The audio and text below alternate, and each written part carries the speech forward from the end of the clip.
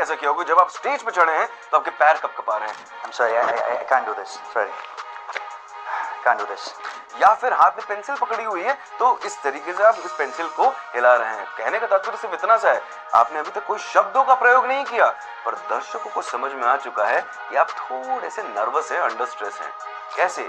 आपकी body language की वजह से। तो आज सीखो कि इस मास्टरिंग कम्युनिकेशन सीरीज में हम बात करेंगे बॉडी लैंग्वेज की 4 इंपॉर्टेंट चीजों के ऊपर ध्यान देते हुए। तो चलिए ऊपर से शुरू करते हैं। सबसे पहली चीज, जेस्चर्स। जेस्चर्स का मतलब होता है किस तरीके से हम अपने चेहरे का उपयोग करते हैं किसी चीज को बोलने के लिए। फॉर एग्जाम्पल, इस वीडियो को इंटरेस्टिंग बनाए रखने के लिए मैं कोशिश कर रहा हूं कि मेरा चेहरा भी आपको इंटरेस्टिंग लगे, और इसका मतलब है मैं जेस्टिकुलेट कर रहा हूं, बताने की कोशिश कर रहा हूं कि किस तरीके से मैं चाहता हूं कि आप मुझे एज अ दर्शक देखें।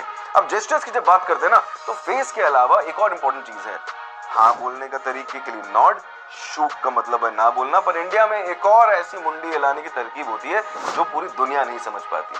तो अगर आपको दुनिया घूमना है तो ये वाले नॉड को हटाइए और इस नॉड और शूक को समझिए। उसके बाद आती है आई कांटेक्ट। अगर हम किसी से बात कर रहे हैं तो आंखों में आंखें मिला के उनसे बात करना जरूरी है, क्योंकि सबको कॉन्फिडेंस चाहिए, पर ये सारी चीजें करना लोगों को पसंद नहीं है। और कहीं पे मैंने एक कोई फिल्म डायरेक्टर को बोलते हुए सुना था कि अगर आप किसी से बात करें तो कई बार कंफ्यूजन होता है कि भाई देखें तो किस आंख में देखें, क्योंकि कई दोनों आंखों में एक साथ तो देख नहीं सकते। तो बोला जाता है यूजुअली आपको किसी की लेफ्ट आई पे फोकस करना चाहिए ताकि आप उससे आई कांटेक्ट मेंटेन कर सकें। इस बात के बाद आती है दूसरी चीज, हैंड्स। अब हैंड्स के 2 कार्यक्रम है, एक तो होता है हैंडशेक के लिए और दूसरा होता है हैंड से जेस्चर्स हम कई बार करते हैं। आपने लोगों को देखा होगा स्टेज पे बात करते हुए कि वो अपने हाथों का बखूबी प्रयोग करते हैं। अगर ऑडियंस से बात कर रहे हैं तो अपने हाथ फैला के बात करेंगे, किसी को पॉइंट आउट कर रहे हैं तो एक पॉइंट आउट करने का तरीका होता है।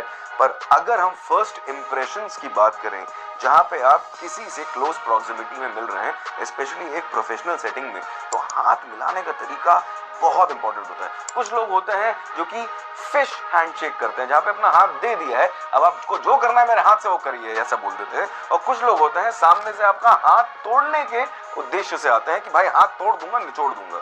इसके बीच में एक स्वीट स्पॉट है जहां पे आपको दूसरे से हैंडशेक करना चाहिए, रिमेंबरिंग वन थिंग कि आप सामने वाले को इंटिमिडेट नहीं कर रहे हैं, अपने आप को आप उनके ऊपर एक इंप्रेशन छोड़ने की कोशिश कर रहे हैं। अब हाथों की बात हो गई है तो थोड़ा नीचे आते हैं, लेग्स पे, पैरों पे।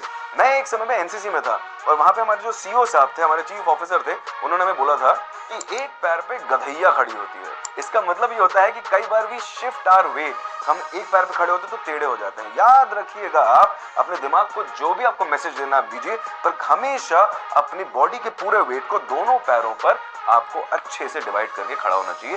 एक पैर पे खड़े होने की आदत नहीं होनी चाहिए। अब इसके बाद मैं बात करूंगा वॉइस मॉड्यूलेशन की। अब आप सोच रहे होंगे भैया बॉडी लैंग्वेज और वॉइस मॉड्यूलेशन का क्या काम? तो हम यहाँ पे स्पेसिफिकली सिर्फ बॉडी लैंग्वेज की बात नहीं कर रहे हैं, हम यहाँ पे नॉन वर्बल कम्युनिकेशन की बात कर रहे हैं, जहां पे आपकी बॉडी और आपका वॉइस दोनों आपका साथ देता है। तो याद रखिएगा, कई बार हम कई अच्छी चीजों को खराब तरीके से बोलते हैं तो अच्छा नहीं लगता सुनने में। कई बार बहुत खराब चीजों को अच्छी तरीके से बोला जाता है तो वो भी सुनने में मधुर लगता है।